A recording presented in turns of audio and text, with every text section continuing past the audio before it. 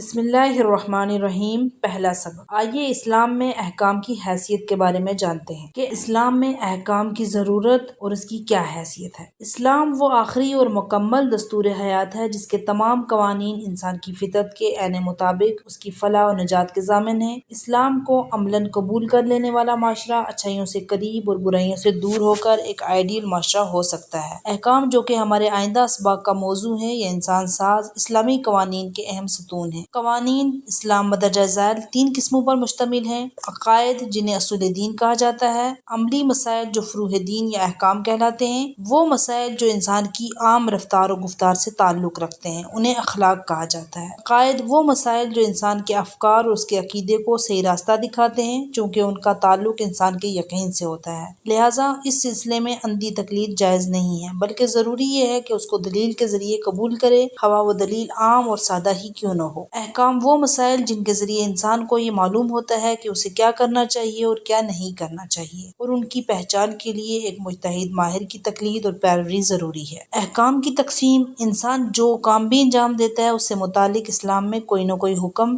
ضرور موجود ہوتا ہے، جس کی 5 صورتیں ہوتی ہیں: واجب، حرام، مستحب، مکروہ، مباح۔ واجب وہ عمل ہوتا ہے جس کا انجام دینا ضروری ہے اور ترک کرنا گناہ اور عذاب کا باعث ہے، جیسے نماز پنجگانہ اور ماہ رمضان کا روزہ۔ حرام وہ عمل جس کا ترک کرنا لازم ہے اور انجام دینا گناہ اور عذاب کا باعث ہے، جیسے جھوٹ بولنا، ظلم کرنا۔ مستحب وہ عمل ہے جسے انجام دینا بہتر اور ثواب کا باعث ہے لیکن ترک کرنے میں کوئی گناہ نہیں ہے، جیسے نماز شب اور صدقہ۔ مکروہ وہ عمل جس کا ترک کرنا بہتر اور ثواب کا سبب ہے لیکن انجام دینے میں کوئی گناہ یا عذاب نہیں ہے، جیسے کھانے پر پھونک مارنا یا گرم کھانا کھانا۔ مباح وہ عمل جس کا انجام دینا یا نہ دینا اس لحاظ سے برابر ہو کہ اس میں نہ کوئی ثواب ہو اور نہ عذاب، جیسے اٹھنا، بیٹھنا، چلنا پھرنا۔